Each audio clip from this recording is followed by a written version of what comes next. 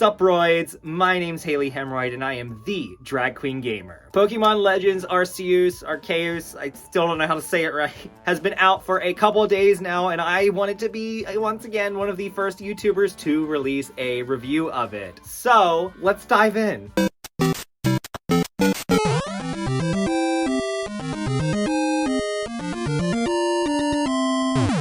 Slight spoiler warning, I'm not going to be spoiling the ending or anything, but I am going to kind of go over the story and what's happening up to the point that I've made it so far. I've not yet gotten to complete the game, but I did get a lot of playtime in and wanted to be one of the first ones to get a review out for this game. So if you would like me to do a more extensive review after I've finished playing it, definitely leave me a like and comment down below, and I would be happy to do that. So basically, the game starts with you in between dimensions, and then you fall from a void in the sky and end up on the beach. As the game progresses, it starts becoming apparent that you're from the future and were dropped in the Sinnoh region at a time before it was industrialized. The Hisui region is basically one giant open world with very few buildings and structures, but with some key areas that are similar to the Sinnoh region, such as Lakes Verity, Valor, and Acuity, as well as the ruins, Orberg Tunnel, Mount Coronet, and more. You're entering at a point in history when Pokeballs were just invented, and most of the villagers are still scared of Pokemon and not quite good at catching them yet. You're greeted by the professor, who helps you get accepted into the Galaxy team, specifically the Survey Corps, and you're tasked by your Arc phone, presumably your cell phone that was possessed with some sort of part of Arceus, to seek out all Pokemon, as well as being given a Pokedex by the professor, which is just simply a notebook back then. I've put almost 30 hours into this game already, and I'm still not at the end. Granted, I've done a lot of exploring and capturing just for fun, but I wanted to be one of the first ones to put this review up. And at almost 30 hours in, there's still a lot of unknowns. But that's actually a really good thing. I'm beyond ecstatic that this game is so chock full of things to do. But let's go over what I know already. Aside from what I've already mentioned, basically, we still don't know where I'm from or why I ended up in the Hisui region. There are Pokemon leading regions that get struck by lightning and only seem to be able to be tamed by me, and they seem to want the rift I fell from closed. I probably won't be responding to any comments until after I complete the game because I don't want it to get spoiled, but I am really excited for what the outcome may be.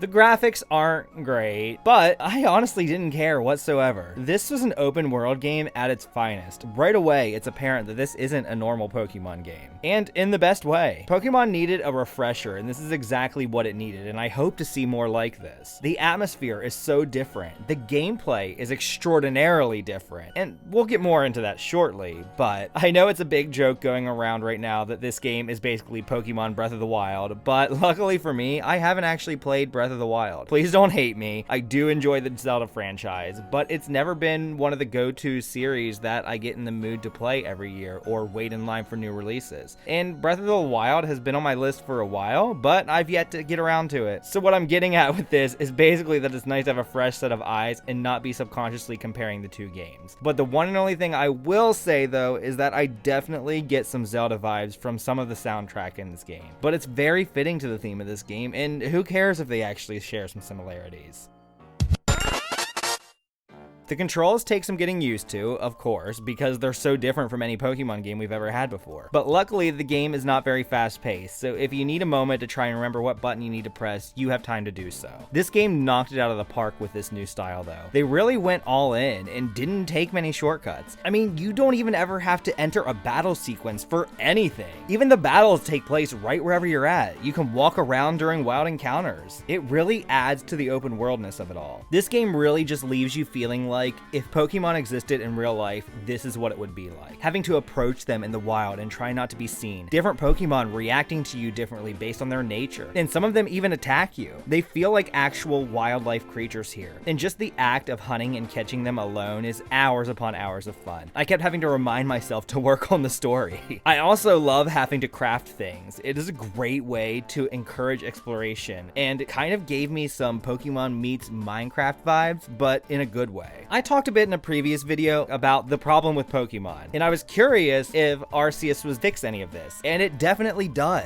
They found something different to do with Pokemon while not having to add a bunch of new ones in a sad attempt to somehow make the same game different for the 9th time, and we need more games like this. There's so many directions I could see them going with this style. We could get sequels in the form of other regions, like how this is kind of a past version of Sinnoh. We could get this game for some other regions maybe. Or again, I'm not sure how the game actually ends, so if it works out this way, they could even continue the story in sequels, like going through and showing how everything came to be what it was now in the Sinnoh. Watching new things get invented, cities beginning to form, etc, etc. There's so many ways they could expand upon this without having to go back to the, okay, here's 8 new gym badges to get and another 100 Pokemon no one cares about format. Of course they can't ride this wave forever and will eventually need another new thing, but they could make a few games of this style before needing to come up with another way to change up the franchise again. I absolutely love this game so far, and I completely recommend that you buy it right now. Sell a kidney on the black market if you gotta, but you've got to get this game if you enjoy Pokemon, or even if you don't.